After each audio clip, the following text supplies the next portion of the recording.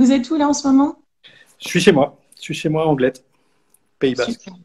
Dans le sud, quelle dans le chance. sud. Oui, Donc, ce que j'expliquais aux personnes qui nous ont rejoints, c'est que c'est un live qui va être dédié aux chambres textiles.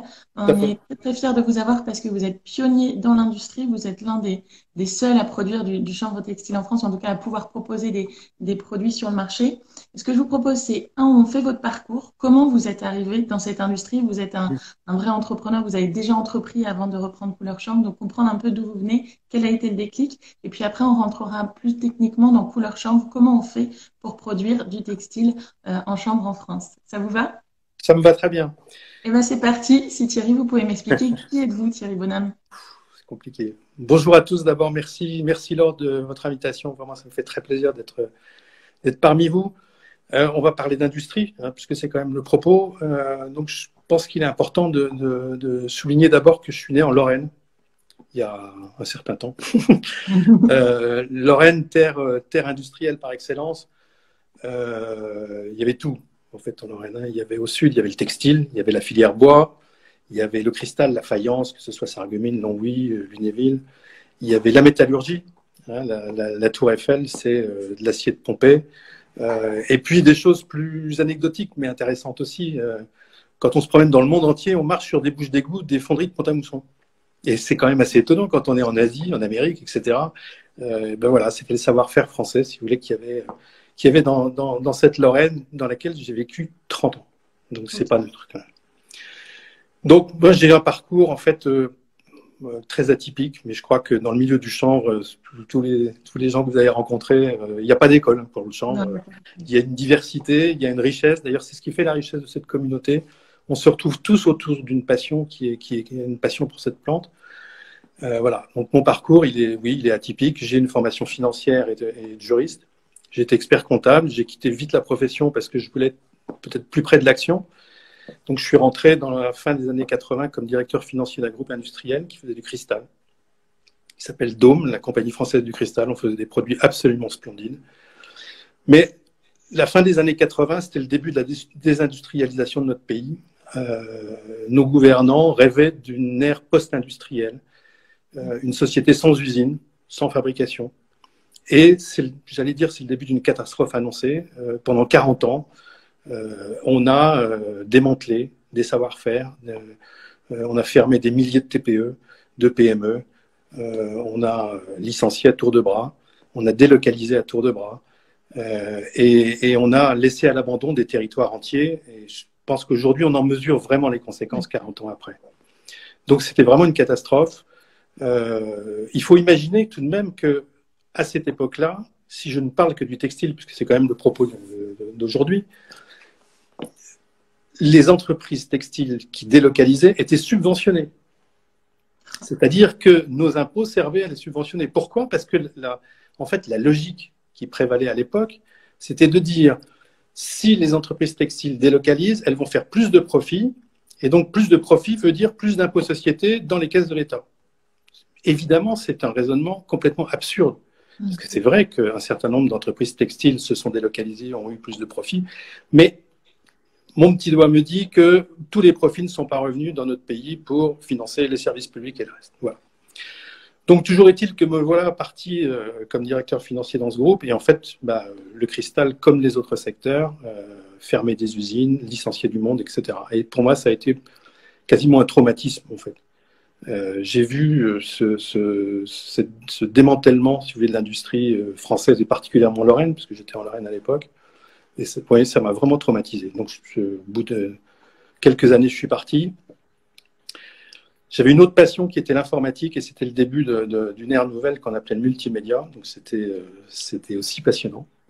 Donc, je me suis lancé à corps perdu là-dedans. J'ai commencé à développer des CD-ROM, les ancêtres de l'Internet aussi. Et puis, à l'époque, il y a eu la création d'une chaîne qui s'appelait La Cinquième, qui était l'ancêtre de France 5, hein, la chaîne de la connaissance. J'ai déposé un projet comme ça par hasard. Il se trouve qu'il a été accepté. Donc, j'ai commencé à écrire, à produire des émissions de télévision sur l'informatique. J'en ai fait presque 80. J'ai travaillé aussi pour Canal+, à l'époque où Canal+, était une chaîne de liberté, de créativité. C'était vraiment formidable. Il y avait des jeunes qui arrivaient avec un talent fou. Et vraiment, on travaillait dur, mais c'était passionnant. Voilà. À la fin de cet épisode-là, on va quand même aller au sujet à un moment donné. À la fin de cet épisode-là, on m'a demandé de restructurer un groupe de production audiovisuelle et qui était aussi une très grosse agence de presse télévisuelle, donc ce que j'ai fait pendant 2 ans. Et puis voilà, puis après, au bout de 2 ans, j'ai voulu reprendre mon indépendance, donc je me suis dit, allez, je m'en vais. Avec un ami, on est parti au CeBIT, qui est le plus gros salon de technologie mondiale à Hanovre. Et là, par hasard, parce que le hasard fait beaucoup de choses dans la vie, je pense, je suis tombé sur les antivirus informatiques. Vous voyez, on n'est toujours pas sur le champ. Hein. Et là, voilà, on a monté une société d'antivirus informatique. Bon, faut vous dire quand même, si vous remettez le contexte, en 99, il fallait pas le trac hein, pour se lancer là-dedans. On a travaillé avec des Russes, avec des Tchèques. C'était vraiment, on a passé des années formidables. C'était passionnant. Des gens délicieux, compétents, travailleurs, géniaux. Vraiment, ça a été super. Malheureusement, la boîte tchèque a été rachetée ensuite par un groupe américain. Et là où il y avait de la confiance, où il y avait de la confiance, du talent, etc., commençait à y avoir de la défiance. Et puis, on oubliait le produit, les clients, et on ne parlait plus que de dollars. Et voilà. Donc, moi, si vous voulez, je ne me sentais plus trop à ma place non plus. Donc, j'ai vendu aussi ma société. Et voilà. Et là, on est... alors, ils m'ont lié, en fait, pendant 2 ans avec un contrat. Donc, ça a été une ère de liberté. Parce que 2 ans pour penser, si vous voulez, à ma reconversion. Parce que, bon, je me disais, je vais faire autre chose. Et j'avais 2 objectifs à ce moment-là. Le premier, c'était de travailler un produit concret, du beau. Si vous voulez, j'avais fait des années de virtuel. Hein, les antivirus informatiques, on a du mal à les imaginer. Même si, parfois, quand ils sont présents, c'est bien embêtant. Mais je voulais travailler un produit concret. Et puis surtout, je ressentais un besoin très important. Je me sentais responsable. Je pensais que ma génération était responsable d'avoir trop puisé dans la planète, de l'avoir épuisé. Et je me sentais avoir une responsabilité écologique, tout simplement, à l'égard des jeunes, de la jeune génération, à l'égard de mes enfants. J'ai des enfants aussi, si vous voulez, et je veux pouvoir les regarder dans les yeux. Voilà. Donc, si vous voulez, c'était mes 2 objectifs. Et il se trouve que pendant 2 ans, j'ai beaucoup lu, j'ai beaucoup regardé, j'ai beaucoup discuté, j'ai rencontré plein de gens. Et là, je voudrais, si vous voulez bien, que je m'attarde un petit peu sur ma rencontre avec le chanvre, parce que j'ai eu un choc, et j'ai eu un choc, mais énorme. C'est-à-dire quelque chose qui vraiment m'a marqué à jamais, et je pense que beaucoup de gens peuvent avoir le même choc. En fait, un jour, je tombe sur un article d'un Américain qui s'appelle Jack Herer, je pense que vous le connaissez, qui a été ce qu'on appelle le pape du cannabis. Et je lis un article où il explique l'histoire du cannabis, les applications et tout. Il avait écrit aussi un bouquin qui est très connu, qui s'appelle L'Empereur est nu. Donc j'ai lu ça, et je vais vous dire, je ne l'ai pas cru. Je me suis dit, c'est du bidon, c'est pas possible. C'est pas possible qu'une plante comme ça, qui aurait fait autant de choses, je veux dire, qui aurait une telle place dans notre monde, elle soit aujourd'hui prohibée, interdite, remise au rang d'une drogue extrêmement dangereuse, etc. Je n'y croyais pas. Donc j'ai creusé, et là je me suis rendu compte, si vous voulez, et c'est là le choc que j'ai reçu, je me suis rendu compte que le cannabis est en fin de compte la plante qui est unie aux plus belles réalisations de l'humanité. Pour moi, si vous voulez, le cannabis et l'humanité, ça ne fait qu'un. C'est-à-dire que quand je dis les plus belles réalisations, on peut les prendre depuis des millénaires, hein, puisque en fait, les Chinois ont trouvé le cannabis il y a 9000 ans, au niveau textile depuis 3000 ans, mais bon, ça a toujours été la plante de base de la médecine, et pas seulement la médecine chinoise. La plupart des médecines utilisaient le cannabis comme traitement, et en tout cas comme plante de base. L'étoile de maître, Van Gogh, Rembrandt, si on arrive à les voir aujourd'hui, c'est bien parce que c'est sur des toiles de chambre. Les premiers livres, les premières Bibles. Alors, les Américains qui ont été les premiers à prohiber, ils avaient quand même une mémoire courte, puisque la Constitution des États-Unis est faite en chambre. Les pères des États-Unis, que ce soit Abraham Lincoln, Thomas Jefferson, étaient quand même des grands planteurs de chanvre, et ils considéraient que cette culture était stratégique. Il faut voir quand même qu'en Caroline du Nord, mais même dans d'autres États, il était obligatoire de planter du chanvre, qu'on pouvait payer ses impôts en chanvre. Enfin, bref, si vous voulez, c'était bon. Les voiles et les cordes de bateau, je pense que tous les bateaux au long cours, il y avait entre 30 et 60 tonnes de chanvre. Tout ce qui n'était pas en bois, en métal, était en chanvre. Donc, je ne sais pas si on aurait découvert l'Amérique s'il n'y avait pas eu de chanvre. Parfois, je me dis que ça serait peut-être d'ailleurs une bonne idée si on n'avait pas découvert. On aurait laissé les Indiens en paix, peut-être. Tout à l'heure, c'est vrai que dans l'industrie, il y a une citation de lui qui est je ne dis pas que le chanvre sauvera le monde, mais c'est la seule chose qui puisse le faire. Et c'est vrai que c'est l'épiphanie qu'on a tous souvent. Exactement. Et donc, si vous voulez, quand j'ai réalisé ça, je ne comprenais pas ce qui a pu se passer. Et la prohibition du chanvre, je ne sais pas si vous en avez parlé avec d'autres intervenants, je ne voudrais pas être redondant, si vous voulez. Un petit peu, mais au tout début, un petit peu avec Aurélien Bernard de Newsweek, ça m'intéresse d'avoir votre si vous voulez, on est dans un roman policier, mais c'est un mauvais roman. Je pense qu'on est... dans un... je déteste l'explication de l'histoire par le complot, mais là, on est au cœur d'un complot, d'une manipulation intellectuelle qui est gravissime, et de la violence, si vous voulez, de la victoire d'un lobby industriel dans ce qu'il a de plus vil. Alors, le chanvre, il avait beaucoup d'ennemis. C'était logique d'ailleurs. Il avait beaucoup d'ennemis. Le premier ennemi, c'est le coton, bien évidemment, si vous voulez, parce que le coton, c'était l'avènement du coton avec l'industrie anglaise, etc. C'était bon. Donc c'est clair. Il avait aussi le synthétique. Le synthétique, il ne faut pas oublier que c'est les années du nylon. Le nylon, je crois que c'était un brevet allemand, Dick Farben, qui a été ensuite donné aux États-Unis en dédommagement de la Première Guerre. Et c'est donc Dupont de Nemours, triste compagnie d'ailleurs, pour de multiples raisons, qui avait ce brevet. Le chanvre, il a aussi un autre ennemi qui est la chimie, je dirais globale. La chimie de l'agriculture, c'est un marché énorme et qui commençait à être naissant. Et il se trouve que le chanvre, il n'a pas besoin de tout ça. Il pousse tout seul. D'ailleurs, on en parlera tout à l'heure. Parfois, on est un peu embêté parce qu'il pousse trop vite, trop haut. Il se protège tout seul. Il n'a pas de prédateurs. Il n'a pas besoin d'intrants. Il n'a pas besoin de pesticides. Rien de tout ça. Donc, évidemment, pour les fabricants de chimie, c'est un problème. Il a aussi un autre ennemi, c'est le monde du papier.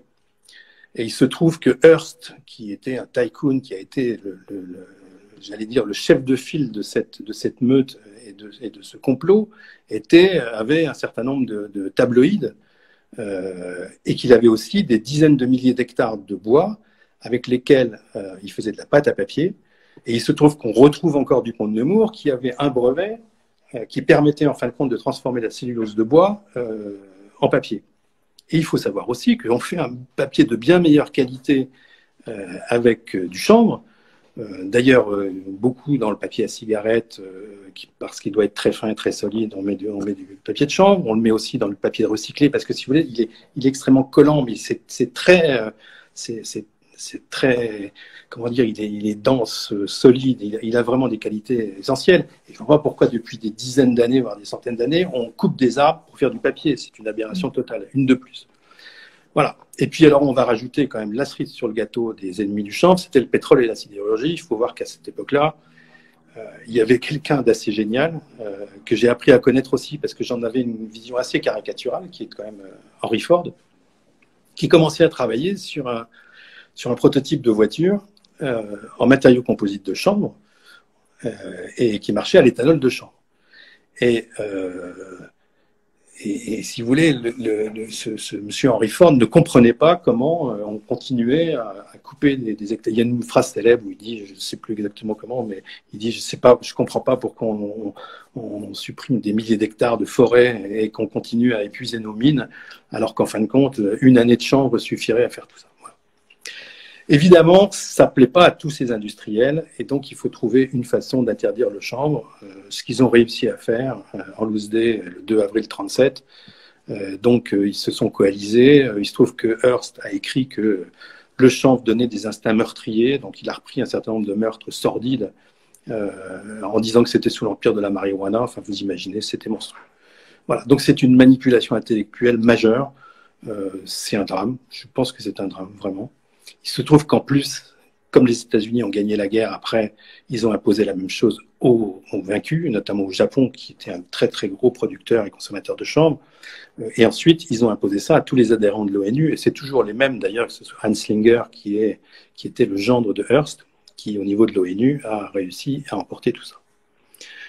Donc, si vous voulez, à partir de là, moi, la question que je me suis posée, c'est que je me suis dit, comment peut-on supprimer de la mémoire collective une plante qui fait partie de notre histoire, qui fait partie de notre histoire, mais de toute notre histoire, de millénaires d'histoire, de millénaires de découvertes, de progrès, de réalisations absolument formidables. Si on ne prend aussi que la France, en 1900, il y avait 170 000 hectares de chanvre qui étaient plantés. Aujourd'hui, on dit on est super fiers, on dit c'est génial, on a 17 000 hectares. Enfin, c'est 10 fois moins. À l'époque, chaque paysan avait son carré de chanvre. C'était de toute façon une plante, si vous voulez, qui poussait, je ne dis pas partout, mais quasiment partout. La Bretagne, comme je sais que vous êtes bretonne, la Bretagne, c'était plein de chanvre. Je veux dire, la Loire, elle était pleine de chanvre. Je veux dire, voilà. Et c'était dans le cadre d'une économie locale. Voilà. Et si vous voulez, le chanvre, il est complètement dans notre histoire. Quand je vois moi j'ai des amis marseillais, quand la première fois que je leur ai expliqué que la Canebière, c'était le port du cannabis, parce que Marseille était le plus gros port chanvrier de Méditerranée, ils se sont arrêtés, ils ont pensé que je plaisantais. Après, ils ont vérifié, ils ont bien vu que j'avais raison. Mais bon, quand on parle de la Carmagnole, dansons la Carmagnole, ça vient de la Carmagnola, qui est une variété de chanvre italienne, très bonne pour le textile d'ailleurs. Et voilà, c'était une danse qu'on sentait au départ, aussi au moment des récoltes de chanvre.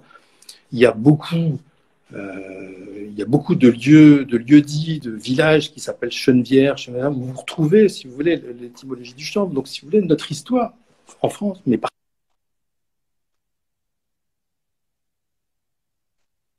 Ah, on a un petit problème de connexion avec Thierry. Je pense pas qu'il ait la fibre. Ouais. Vous m'entendez? Oui. Pardon. Voilà. Donc, si vous voulez, c'est vrai que j'ai vécu ça, en fait, un peu comme un drame, comme un grand mensonge, voilà. Je me suis dit, comment cette manipulation intellectuelle a-t-elle pu aller aussi loin? Et en fait, elle perdure. Je pense qu'elle perdure. On aura probablement l'occasion d'en parler. Voilà, donc si vous voulez, c'est fait était pris, j'étais sûr de moi, j'ai dit à ma famille, voilà, mon prochain métier c'est le chanvre, je ne sais pas trop ce que je veux faire, mais c'est le chanvre. Je pensais au départ aller travailler sur des contraintes industrielles. Et comment vous avez dit, je vais plutôt aller dans le textile que dans l'alimentaire ou produire peut-être même? Là encore, c'est le hasard en fait. Je pensais au départ travailler sur le problème du défibrage, et puis il se trouve que ma femme un jour, elle me dit, ah tiens, je suis tombé sur une société qui s'appelle Couleur Chanvre, qui fait du linge de maison en chanvre. Donc j'ai regardé, ils faisaient des choses assez jolies. Je me suis renseigné, et en fait, ils avaient déposé le bilan, ils allaient être mis en liquidation. Donc j'ai pris contact avec eux, je vous la fais courte, j'ai déposé un plan de reprise qui a été accepté. Alors là, ma grande surprise, mais bon, j'étais content. Au tribunal de commerce et puis j'ai démarré l'aventure en fait. J'ai quitté mon ancien groupe et le lendemain j'ai sauté, je dis pas dans le vide, en tout cas dans l'inconnu parce que c'est vrai que c'est un challenge et c'est un métier vraiment difficile mais vraiment passionnant. Voilà. Et Couleur Chanvre à l'époque, c'était quoi? Il y avait combien de personnes? Où est-ce qu'ils produisaient? Comment? Alors Couleur Chanvre à l'époque c'était 3 personnes. Ils étaient sur 2 sites dans la région de Lyon. Ils avaient essayé, mais bon, voilà, sans grande chance. Donc j'ai regroupé les sites. À terme, je les ai ramenés au Pays Basque, qui était ma nouvelle région d'adoption depuis déjà un certain temps. Aujourd'hui, on est 15, donc c'est vrai qu'on a fait du chemin. Ouais. Mais c'est bien compliqué. Et si vous voulez, en fait, il faut comprendre une chose, c'est que quand on fait du chanvre textile, puisque c'est quand même le propos, on additionne 2 problèmes. On additionne le problème du textile et le problème du chanvre.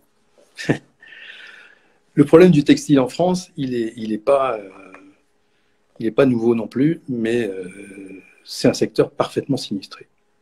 On avait, et on revient encore, je suis désolé de vous refaire des retours en arrière comme ça, mais on avait dans les années 90 500 000 emplois à peu près dans le textile en France.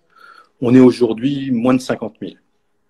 Donc si vous voulez, c'est 90% des hommes, mais des outils, des usines, des savoir-faire, des compétences, tout ça a disparu. Et quand je dis 50 000 emplois en France, il faut bien imaginer que la plupart de ces emplois concernent des textiles techniques, donc qui sont du synthétique. Pour ce qui concerne le textile des fibres naturelles, il est parfaitement sinistré. Si vous voulez. Pour le lin, par exemple, pour lequel il faut savoir que la France est le premier producteur de lin. Bon, premier producteur mondial, en tout cas de lin textile. Mais il n'y a plus une filature de lin, en tout cas pour la fibre longue en France. Vous avez en matière de tissage, vous avez peut-être 5 tisseurs qui sont capables aujourd'hui de tisser du lin. Et donc le résultat, c'est que 95% du lin qui est produit en France part en Chine pour être transformé.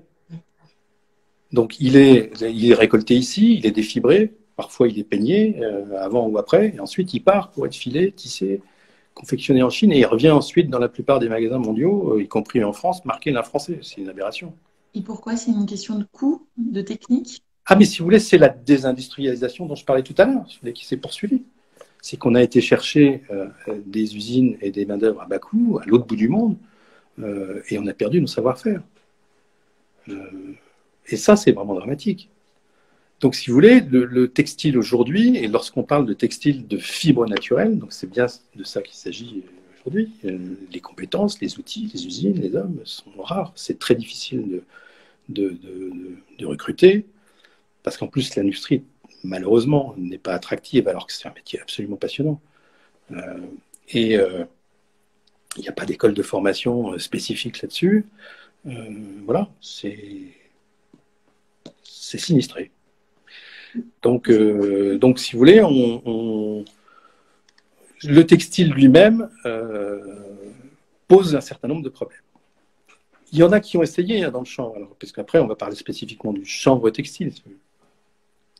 Il y en a qui ont essayé, je pense notamment à Peau de chanvre, je ne sais pas si ça vous dit quelque chose, c'était notre amie Nathalie Revol, qui est une des principales animatrices de Lin et Chanvre Bio, qui a essayé pendant des années. Et vraiment, ça a été des pionniers, et c'était vraiment formidable. Alors après, vous m'arrêtez si je vais... C'est passionnant, c'est passionnant. Il y a déjà vous devez connaître Arpa CBD et Aurélien Delcroix qui ont dit, mais fantastique, c'est passionnant de pouvoir avoir quelqu'un qui nous raconte toute cette histoire. Bon, merci. Alors, si vous voulez, ce qu'il faut aussi, après, c'est resituer le chanvre dans son contexte, dans le contexte textile. Le chanvre, c'est une fibre naturelle végétale. Très bien. Une fois qu'on a dit ça, c'est quoi? Ça, qu'est-ce que ça veut dire? Il y a en fin de compte, dans le textile, on peut dire 3 types de fibres. Vous avez la fibre synthétique, ça c'est le dérivé du pétrole, tout le monde connaît ça, il faut absolument en sortir, mais c'est 70% du marché aujourd'hui. Bon, c'est ça la catastrophe. Ensuite, vous avez les textiles dits artificiels. Artificiels, ça veut dire qu'ils sont biosourcés, c'est principalement du bois, et on transforme en fin de compte la cellulose du bois en textile. Donc c'est de la viscose, c'est le bambou. Attention, beaucoup de gens pensent que le bambou est un tissu qui est une fibre naturelle. Pas du tout. C'est le process de transformation du bambou, du tissu de bambou, c'est un drame. Voilà. Et donc après, vous avez les fibres naturelles, qui sont de 2 ordres. Vous allez avoir les fibres naturelles animales, la laine, la soie, et puis les fibres naturelles végétales. Et c'est là-dedans qu'on retrouve le chanvre. Alors on trouve le coton. Le coton, il a, dans les fibres naturelles végétales, il a 95, 96, 97% du marché, je pense. On ne sera pas à 1% près, de toute façon, il n'y a que lui quasiment.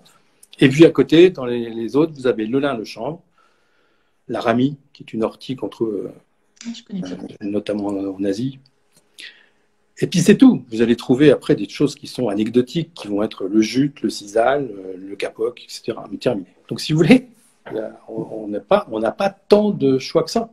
C'est-à-dire que si on veut de la fibre naturelle végétale, il y a le coton, le chanvre et le lin. Alors, je vais dire le coton et le lin, parce que le chanvre, il est quasiment inexistant, même si aujourd'hui, on essaye vraiment, et je peux vous assurer que c'est dur d'essayer de le remettre en route. En tout cas, il est inexistant. Donc, il y a le chanvre et le lin. Et le coton se taille la part du lion. Et alors que je vous disais tout à l'heure que le chanvre était attaché aux plus belles réalisations de l'humanité, je pense qu'à contrario, le coton est une calamité. Et je pèse mes mots. Ce qui est dommage, c'est qu'on peut guère s'en passer pour l'instant. Il est une calamité humaine. Le coton est irrémédiablement attaché à l'histoire de l'esclavage. Mais même encore aujourd'hui, j'imagine qu'en Ouzbékistan, vous avez encore du travail forcé, si vous voulez, pour récolter le coton. Donc c'est quand même terrible. Il est aussi attaché à des cadences infernales dans les usines anglaises. Enfin, c'est vraiment terrible.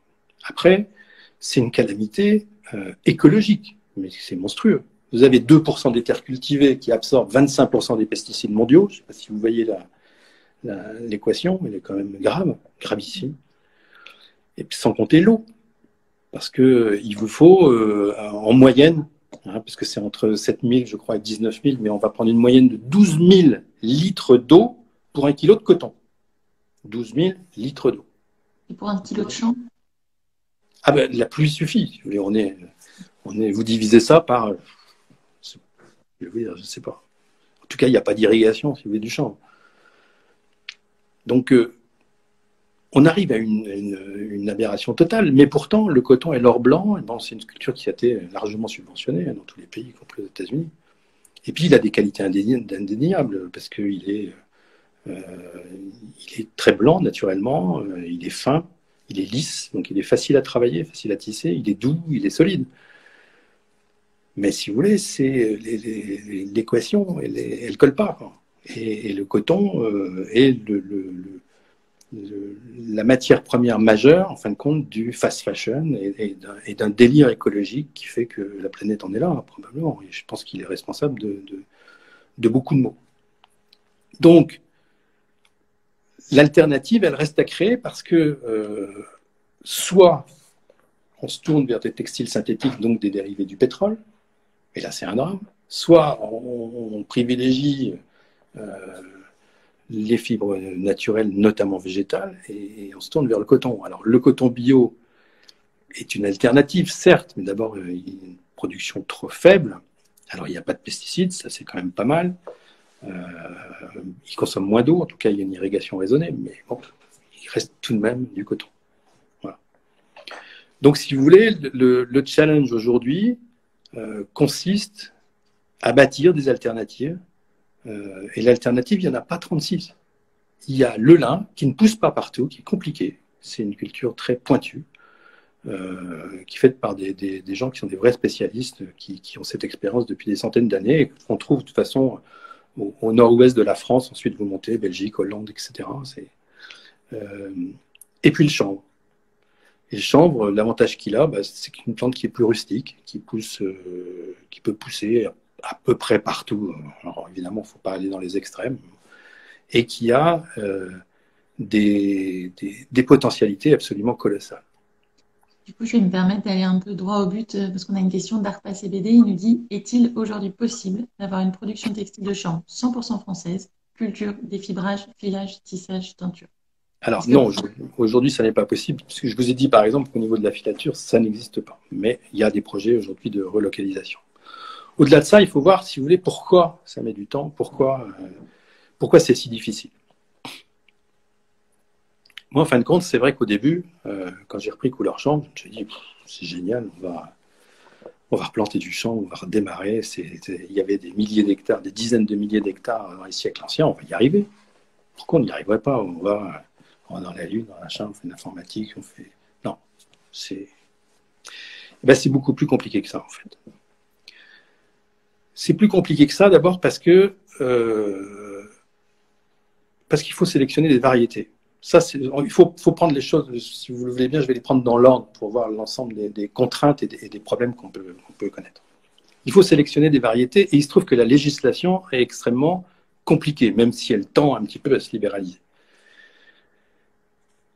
Pendant des années, on ne pouvait avoir des semences que des semences qui venaient de la FNPC, qui étaient des semences, on va dire, un peu polyvalentes, c'est-à-dire qui étaient capables de faire du papier, du bâtiment, de la fibre, etc. Ouais. FNPC, c'est Hempit, maintenant, pour ceux qui ont suivi le live avec Thierry. Voilà. Donc, c'était un catalogue assez réduit. On a fait des tests là-dessus. C'était en plus des plantes monoïques. Donc, pour le textile, quand même assez médiocre. On a fait des essais, alors déjà avec des agriculteurs. Il y a eu beaucoup de volontaires. Moi, c'est vrai que je voudrais les remercier aussi, des coopératives, des agriculteurs, tous ceux qui ont essuyé les plâtres pour faire des tests pendant des années. Vraiment, des gens formidables. C'est grâce à eux qu'on a réussi à avancer, même s'il y a encore beaucoup de chemin à faire. Mais en tout cas, qu'ils en soient remerciés parce que c'est grâce à eux qu'on a avancé. Donc, donc déjà, c'est un problème. Par la suite, il se trouve que le catalogue s'est élargi parce qu'on a eu accès à un catalogue dit européen. Donc, on a pu travailler d'autres espèces comme la Carmagnola, par exemple la Finola, qui est finlandaise, etc., pour faire des tests.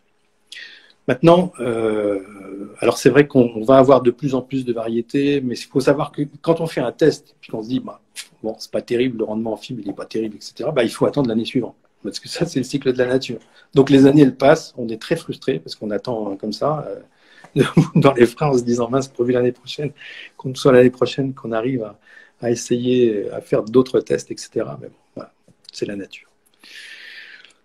Après, il y a un autre problème, si vous voulez, c'est que c'est de l'agriculture au départ. On va transformer une fibre agricole.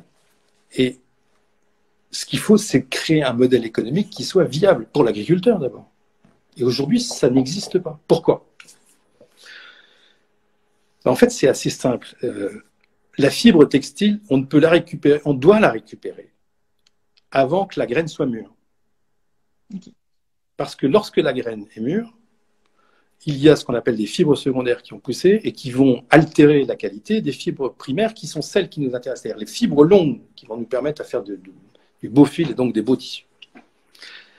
Ça veut dire que l'agriculteur qui choisit de faire de la fibre, enfin du chanvre textile, ben lui, son seul revenu, c'est la fibre. S'il a 17% de fibres, et encore, si vraiment il se débrouille bien, il a 17% de fibres, ben, voilà. Après, le reste, il le vendra en biomasse pour faire du bâtiment, etc. Mais ce n'est pas valorisé en tant que tel. Il y a une chose qui pourrait changer la donne, mais qui est aujourd'hui interdite, et c'est aussi un scandale, c'est la fleur. Vous connaissez bien ce problème. Mais oui, parce qu'en fin de compte, si on permettait à l'agriculteur aujourd'hui de vendre la fleur, à ce moment-là, le modèle économique devient équilibré. Je ne dis pas que c'est l'Eldorado, parce que si vous voulez, c'est vraiment une plante compliquée en termes d'agriculture, mais l'agriculteur pourrait à la fois vendre la fibre pour le textile, vendre la fleur, et là, on a un modèle qui tient la route. Aujourd'hui, ce n'est pas possible. Alors, allez m'expliquer pourquoi c'est interdit, je ne le comprends pas. Je pense qu'on est encore dans les relents de cette prohibition idiote. Il y a bien d'autres pays qui travaillent dessus. Il y a des applications, à mon avis, formidables. On parle des huiles essentielles, il y a la parfumerie, il y a la cosmétique qui est votre métier, etc. Vous en parleriez beaucoup mieux que moi. Mais si vous voulez, c'est interdit. En réalité, nous, ça nous pénalise. Donc, si l'agriculteur attend trop longtemps, il va arriver à une graine qui est mûre. Là, il y a un modèle économique qui tient la route pour l'alimentaire, pour donc la graine décortiquée, pour faire de l'huile. Voilà, ça, si vous voulez, c'est quelque chose qui tient la route. De la même façon que la filière bâtiment, chanvre bâtiment, est quelque chose qui tient la route aussi. On fait des choses formidables pour l'isolation, le béton chanvre, enfin voilà. Pour le textile, bah, nous, déjà, il y a très peu de surface cultivée, mais en plus, c'est pas rentable pour l'agriculteur. Donc, je ne souhaite qu'une seule chose, c'est que l'autorisation de vendre les fleurs soit le plus rapidement possible autorisée. Nous, ça nous aiderait vraiment grandement. Parce que et Aurélien Delecroix nous demande, est-ce que grâce à votre aura, vous avez essayé et vous réussi à sensibiliser des milieux financiers, politiques sur ce sujet? Et si oui, comment cela a-t-il été accueilli? Alors, j'ai pas d'aura, c'est gentil qu'ils disent ça, mais moi j'aimerais bien. Mais... Et encore, je n'ai pas lu toute la phrase, parce qu'il y avait entrepreneur à succès, j'ai été au plus direct. Oui, c'est vrai que quand je rencontre des élus, quand j'essaie de leur en parler, j'essaie de leur raconter cette aventure formidable, cette histoire formidable de cette plante, et en règle générale, je sens qu'ils sont touchés. Mais non, je dois quand même avouer mon échec aujourd'hui à avoir emporté le succès de ça, et c'est vraiment dommage. Parce que si vous voulez, si on va plus loin, donc là je vous ai expliqué le problème de l'agriculteur. Mais après, si vous voulez, les problèmes se superposent. Vous avez une plante qui pousse, mais qui pousse qui poussent de 2 mètres, de 3 mètres, de 4 mètres, même à 6 mètres. Je ne sais pas si vous imaginez 6 mètres, c'est quand même fou, en 4 mois. Non, mais c'est complètement dingue. La biomasse, elle est exceptionnelle. 6 mètres, alors là, déjà, vous êtes bien emmerdé. Vous la regardez, c'est beau, hein. Vous remarquez, c'est un truc. Mais il n'y a aucune machine pour récolter ça. Ça n'existe pas. Et puis, alors, dans le textile, si vous voulez, il ne s'agit pas de découper en tronçons, en petits morceaux. Non, non, non. Non, dans le textile, qu'est-ce qu'il faut faire? Vous allez voir, il faut mettre en andin. C'est-à-dire que vous allez couper la plante, on va dire, à 10-20 cm du sol. Vous allez la mettre en andin, c'est-à-dire parallèle au sol, parce qu'il y a une phase très importante qui s'appelle le rouissage. Le rouissage, si je veux résumer, c'est un process de désintégration de la pectine, qui est en fin de compte la colle si vous voulez, qui maintient les fibres entre elles. Donc il faut que cette pectine s'en aille pour qu'on puisse ensuite plus facilement défibrer les choses. Bon. Dans le temps, nos aïeux, ils s'embêtaient pas trop, ils mettaient ça dans la Loire, dans les étangs, dans les trucs. Il y en avait plein partout. Bon. C'est interdit parce que ça pompe l'oxygène, c'est quand même pas terrible. Mais c'était efficace, il faut quand même assurer ça, c'était efficace. Au Japon, ils avaient des étuves, ils mettaient ça une fois qu'il est mort.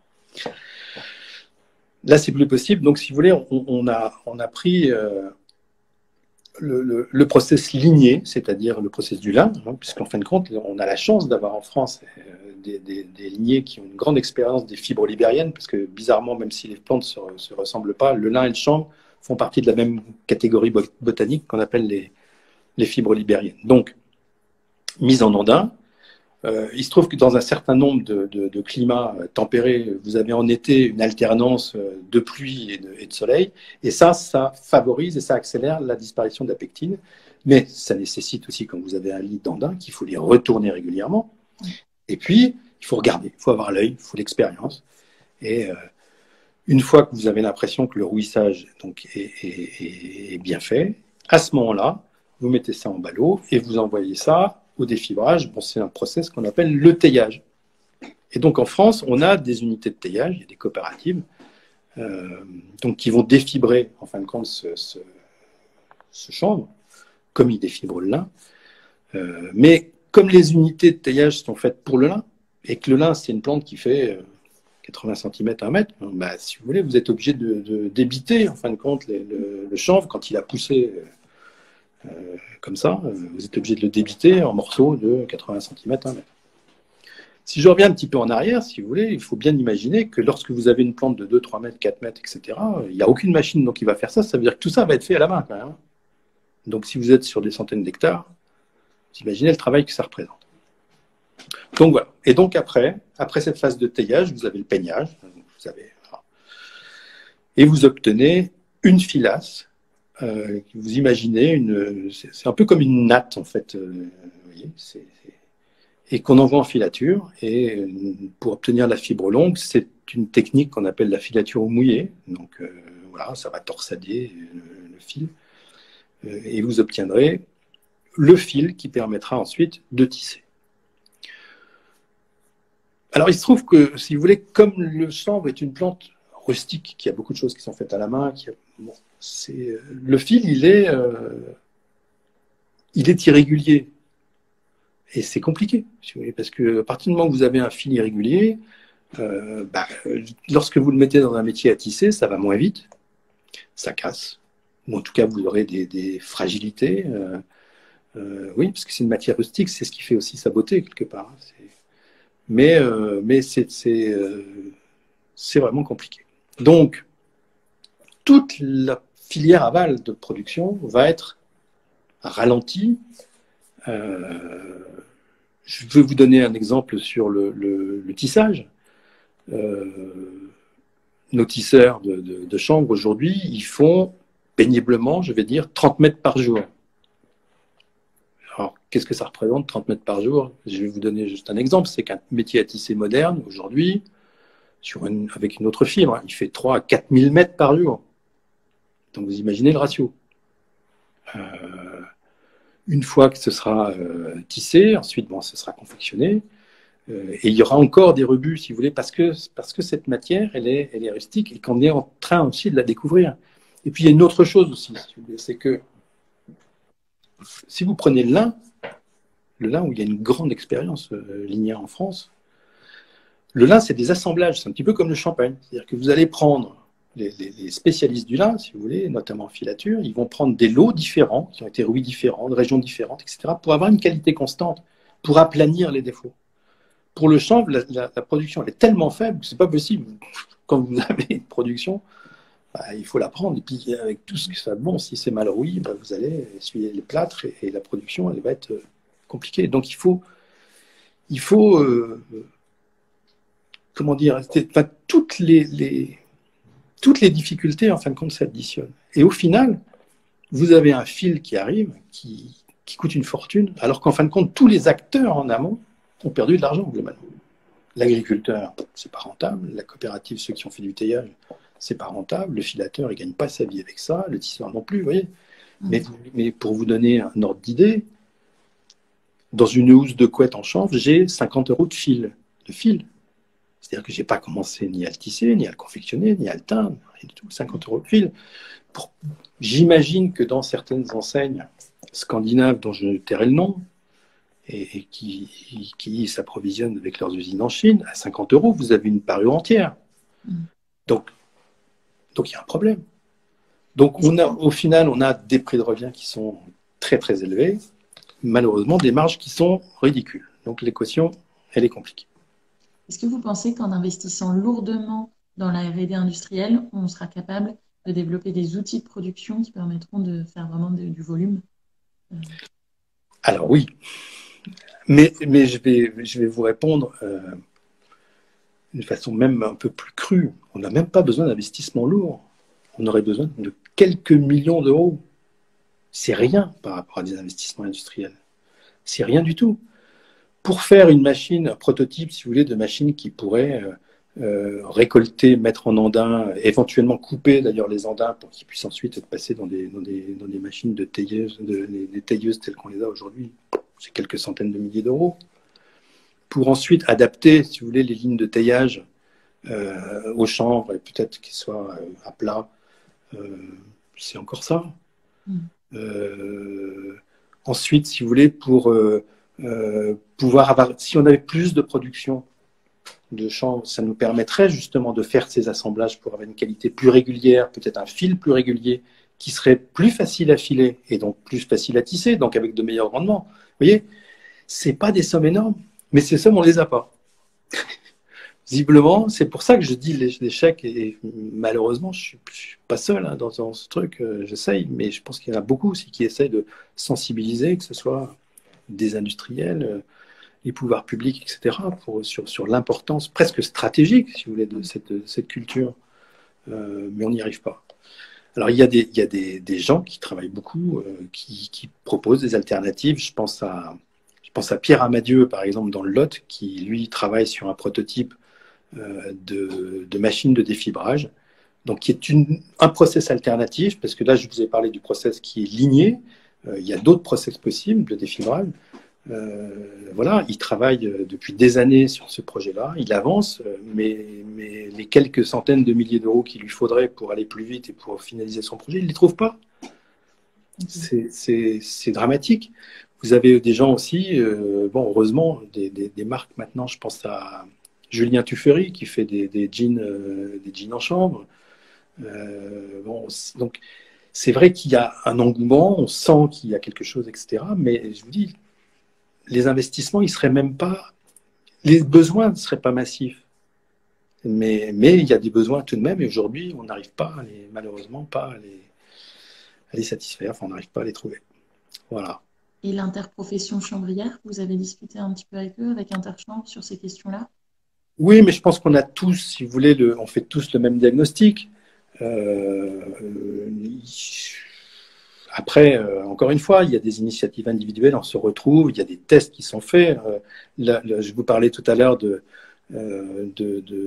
l'association Lin et Chanvre Bio qui fait un travail vraiment formidable sur des tests de variété, etc. et qui ensuite arrive à les faire tailler, et ensuite à travailler sur la qualité.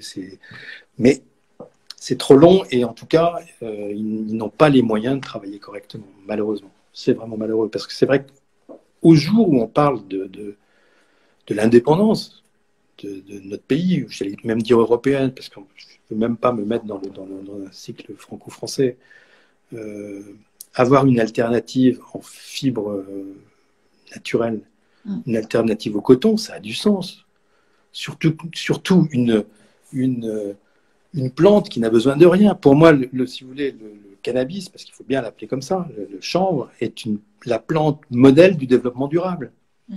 Je ne parle là que du textile, mais vous avez, j'imagine, à l'occasion de toutes les rencontres que vous avez pu faire, vous avez parlé de toutes les applications. C'est énorme. Et je pense qu'en plus, on n'en est qu'au début. C'est-à-dire que si vous voulez, on reprend en fin de compte cette plante telle qu'on la connaissait il y a 80 ans, quand elle a été prohibée. Mais je pense que il y a tant de choses à découvrir, tant d'applications nouvelles à faire. Il y a des gens qui travaillent sur les matériaux composites, il y a des gens qui travaillent sur les biocarburants, il y a des gens qui travaillent sur... Enfin, tout, si vous voulez, c'est un cadeau. C'est un cadeau de la nature qui nous a été interdit pendant 80 ans. C'est un drame. Et donc, il est temps pour nous de se la réapproprier. C'est mon ami Vincent Lartisien, que vous connaissez, qui dit il faut la mettre en open source. Il a raison. Il a raison, c'est vraiment le mot. Il faut libérer cette plante. Et il faut arrêter avec les contraintes réglementaires qui me paraissent ridicules, qui sont des résidus de cette prohibition pour de mauvaises raisons. Parce qu'aujourd'hui, qu'est-ce qu'on nous oppose? Qu'est-ce qu'on oppose en fait au fait de libérer cette plante? On y dit ah attention, c'est une drogue. Très bien. C'est une drogue. Oui, je ne vais pas encourager, si vous voulez, la drogue, mais il me semble bien que, alors que c'est prohibé et que c'est lourdement sanctionné, il y a, je crois, pas me tromper, 3 millions de gens qui consomment du cannabis en France. Il faut m'expliquer où est le succès, si vous voulez, de la prohibition. La deuxième chose, c'est que pendant des siècles et des millénaires, personne n'a mesuré le THC du chanvre qui poussait chez nous. Quand je vous parle de 170 000 hectares de chanvre qu'il y avait en 1900, le THC, il était au top. Mais c'est pas pour ça qu'on va dire que nos aïeux étaient des dangereux drogués. Donc, si vous voulez, c'est vrai, c'est ridicule. C'est ridicule. Alors qu'en fin de compte, cette plante peut nous donner des moyens de développement innombrables. Et encore une fois, je pense qu'il y en a tellement à inventer. C'est un espace d'aventure colossal. Voilà, c'est... Il nous reste 10 minutes parce que les lives Instagram, ça Déjà, va 10 minutes. Laure me demande, avec toutes ces difficultés, pourquoi continuez-vous dans cette industrie? Quelles sont vos motivations? ah ben, c'est la passion. Mais attendez, tous les acteurs du chanvre, ils sont mus par quelque chose. Je pense que cette plante nous porte. Je pense que c'est très dur. C'est très dur. Je parle de mon métier textile, c'est passionnant. C'est vraiment passionnant. Vous voyez, je vous ai exposé rapidement ce que j'avais fait avant. J'ai vraiment aimé ma vie professionnelle. J'ai eu la chance de faire des tas de rencontres, de faire des tas de choses. Mais le textile est un métier passionnant. C'est un métier de savoir-faire. C'est un métier de compétences. C'est un métier humain, de main-d'œuvre qualifiée. C'est vraiment formidable. Mais au-delà de ça, la chance que j'ai, c'est de travailler le chanvre. Et le chanvre, tous les acteurs du chanvre que vous rencontrerez, et Laure, vous êtes aussi une actrice très importante dans ce métier-là, ils sont animés par une chose, c'est la passion.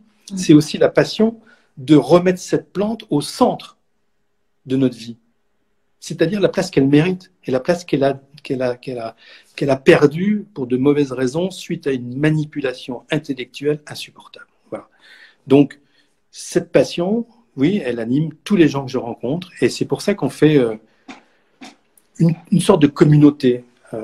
On a des parcours tous différents, mais si vous voulez, j'ai rarement connu dans ma vie une aventure humaine aussi exaltante. Je vous parlais tout à l'heure de Vincent Lartisien, de tous ceux que je peux rencontrer en Normandie avec LC Bio, de Pierre Amadieu. Ouais, c'est des gens qui sont passionnés, qui ont un passé différent. C'est riche, on a des discussions qui sont formidables. Et voilà, c'est la passion. C'est la seule réponse que je peux vous donner. Est-ce que du coup, vous pouvez nous expliquer comment vous faites aujourd'hui pour avoir de la matière textile chanvre et la travailler? Comment vous vous approvisionnez sans rentrer dans tous les secrets Non, il n'y a pas de secret. Non, au début, j'ai eu la chance de récupérer des gros stocks. fait, il y a un couturier italien qui avait un projet en chanvre, malheureusement, qu'il a abandonné. Mais il a fait des gros stocks, il a fait produire des quantités considérables, notamment en France. Et j'ai eu la chance de récupérer ces stocks-là. Et je me suis dit, avec ces stocks-là, je suis tranquille pour quelques années, je vais remettre sur pied une filière chanvre et le tour sera joué. Mais non, c'est pas si simple. Comme je vous ai expliqué, c'est beaucoup plus long que prévu. Donc, j'ai épuisé mes stocks. Et malheureusement, aujourd'hui, le seul endroit où je peux récupérer de la matière, c'est la Chine. Parce que la Chine, aujourd'hui, est le premier producteur. D'ailleurs, il sème des centaines de milliers d'hectares aujourd'hui de chanvre. Et c'est devenu une culture stratégique, notamment pour le textile. Donc, il ne faudrait pas qu'on perde trop de temps. Je pense qu'ils ont des bonnes raisons pour ça.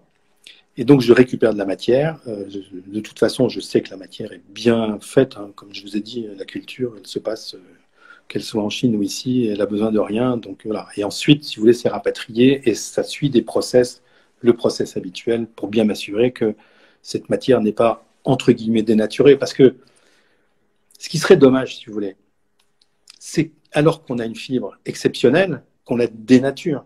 Et c'est aussi pour ça, et je vais prendre juste 30 secondes pour vous expliquer ce qu'on fait, c'est que moi j'ai voulu qu'on pousse la logique au plus loin. Je me suis dit, mais cette plante qui a des propriétés formidables, analergiques, antibactériennes, antifongiques, qui absorbe des UV, qui est d'un confort absolu, qui vous enveloppe, qui donne une qualité de sommeil terrible, pour ne pas les dénaturer, il faut surtout enlever tous les produits chimiques qui pourraient être utilisés. Or, le textile et la chimie, c'est un mariage, vous n'imaginez même pas, parce que là, on pourra en reparler une heure de plus. Vous avez 150 000 molécules chimiques, dont une grande partie sont toxiques, qui sont utilisées dans l'industrie textile.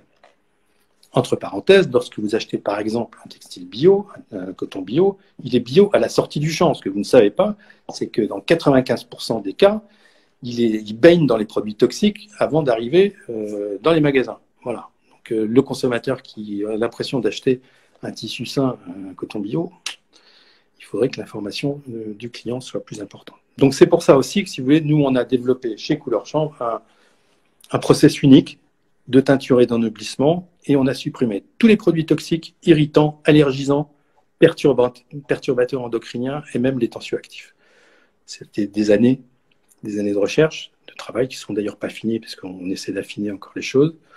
Je pense qu'on est les seuls à faire ça en France. Mais si vous voulez, je voulais que cette logique aille au bout. C'est-à-dire que cette plante et cette fibre a des propriétés tellement uniques que moi, ce que je veux, c'est que mes clients, quand ils dorment dedans, ils aient ces propriétés-là et qu'on ne les ait pas dénaturées. Donc, sinon, ça n'a aucun sens. Si vous voulez, il vaut mieux que j'aille faire autre chose. Moi. Et voilà. Donc, si vous voulez, c'est ce qui... c'est ce qui nous anime aujourd'hui, et c'est vrai qu'on est fiers de ce qu'on fait, même si Dieu sait que c'est dur. C'est vraiment dur. Mais bon, écoutez, il y a plein de métiers difficiles, et en même temps, la chance qu'on a quand on fait quelque chose de passionnant, c'est qu'on est animé par la passion. Et ça n'a pas de prix, je peux vous dire. Il y a beaucoup de marques de mode qui se disent éco-responsables, qui se lancent aujourd'hui en disant, bah, nous, on recycle du coton, on recycle du plastique. Est-ce qu'il vaut mieux faire ça ou utiliser de la fibre de chanvre? Oh, c'est difficile la question que vous me posez là. Je ne vais pas me faire que des amis. Écoutez, j'ai tendance à dire que c'est mieux que rien. Bon, après, moi, ce que je voudrais surtout, c'est qu'on arrête de produire du polyester et qu'on arrête de produire du coton conventionnel. Voilà. Donc, le recycler, c'est bien. Vous savez, j'habite à côté de l'océan. Je suis malade quand je vois autant de plastique, autant de polyester recyclé qui est sur les plages et tout. C'est terrible. Quand je vois les poissons, ce qu'ils avalent et les continents de plastique, c'est vraiment un drame. Donc, il faut qu'on arrête ça. Alors, c'est vrai que si ça n'est qu'une étape qui consiste à dire comme on ne sait pas quoi en faire, on les recycle et on fait des vêtements, d'accord. Maintenant, je pense qu'il y a un espace d'aventure qui est formidable, et j'espère que j'en aurai convaincu quelques-uns. Ce sont les fibres naturelles, végétales. Donc, créons les alternatives au coton. Demain, c'est le lin, le chanvre. Aujourd'hui, j'en vois pas beaucoup d'autres qui tiennent la route. Peut-être l'ortie, je sais qu'il y a un certain nombre de recherches là-dessus. Mais rien qu'avec le chanvre, puisque c'est le propos, on a des dizaines, voire des centaines d'années de travail devant nous pour dompter cette plante extraordinaire et en faire des réalisations, et tous les créateurs de tissus, parce que c'est très addictif le chanvre. On n'a pas besoin d'avoir du THC. Quand vous portez du chanvre, quand vous dormez dans du chanvre, c'est quelque chose de magique, quoi. Donc tous les créateurs qui auront entre les mains cette fibre sublime, ils vont se dire, mais je veux travailler ça tout de suite. Donc, je les encourage vivement. Ça se passe vachement moins que le lin pour emporter des débardeurs en chambre. Il n'y a pas besoin de les repasser, c'est quand même hyper agréable. Je posais cette question sur le textile recyclé, parce qu'en fait, moi non plus, je ne connais pas beaucoup d'amis, mais ce qu'on oublie souvent de préciser, c'est que si vous portez un t-shirt en plastique recyclé ou en coton avec des pesticides à l'intérieur, quand vous les lavez, votre plastique recyclé, il fait des micro-particules dans la machine à laver, et ces particules-là, elles vont dans l'océan derrière, et autant Bien les sûr, bouteilles, on peut les récupérer avec des machines, autant les micro-particules, on ne peut pas les récupérer. tout Donc, à voilà, fait. porter de la fibre naturelle, teintée de manière naturelle au maximum. Tout Ou à alors fait. dans des sacs de protection, mais c'est un vrai sujet. Tout à fait. Et c'est vrai que si vous voulez, bon, il y aurait aussi 1 heure à faire sur le chanvre et le lin, qui sont pour moi deux matières très belles, qui sont très complémentaires, mais très différentes aussi. On a tendance à dire, voilà, et on a la chance d'avoir cette expérience-là en France. Profitons-en. Je pense qu'il n'y a pas un autre pays, si vous voulez, qui a cette expérience linéaire qui peut profiter aux champs. Mais il faut qu'on puisse avancer. Et pour pouvoir avancer, c'est ce que je vous disais tout à l'heure, c'est le modèle agricole, parce qu'il faut créer un modèle économique viable pour l'agriculteur. Déjà, les agriculteurs, ils souffrent, c'est vraiment des gens extraordinaires. Et on ne peut pas leur dire, bah, ils ont besoin de manger comme tout le monde, et ils ont besoin d'un modèle qui soit équilibré. Or, aujourd'hui, il n'est pas. Et ce n'est pas compliqué, il suffit de leur permettre de vendre la fleur. Bon, voilà. Ensuite, il faut investir dans des machines de prototype pour la récolte, pour ensuite la partie mécanique. C'est de la mécanique de base. Donc, si vous voulez, il n'y a rien de complexe. Il faut des gens qui soient à même de créer des prototypes et qu'ensuite on puisse les reproduire pour qu'on puisse replanter du chanvre partout. Donc, il y a ce problème réglementaire, ce problème mécanique et des investissements qui sont vraiment réduits. Donc, si vous voulez, on parle pas de, c'est pas des milliards, on est loin de tout ça. Et ça pourrait permettre de remettre en route une activité, mais porteuse d'espérance, et de renouer le fil de l'histoire de l'humanité dont je parlais tout à l'heure, et qui a eu une parenthèse noire, sinistre, tragique de 80 ans. Il nous reste 1 minute. Certains nous ont dit, ah, mais il faut lancer une pétition, il faut faire du lobbying. On adorerait, c'est un peu plus compliqué que ça. Évidemment, on fait du lobbying sur ces sujets. Mais comme vous l'expliquez, il y a la question de la fleur qui pose souvent problème. Donc, voilà, il y a des gens qui se motivent. J'ai eu plusieurs messages disant, je vais économiser, je veux m'acheter une parure de lit couleur chanvre. Merci, un énorme merci pour votre temps. Vous avez été une Mais je véritable. vous en prie, c'était un plaisir pour moi. Je suis désolé d'avoir parlé autant, mais Pas de souci. Il me reste 5 secondes. À très vite. à très Merci. vite. Merci beaucoup.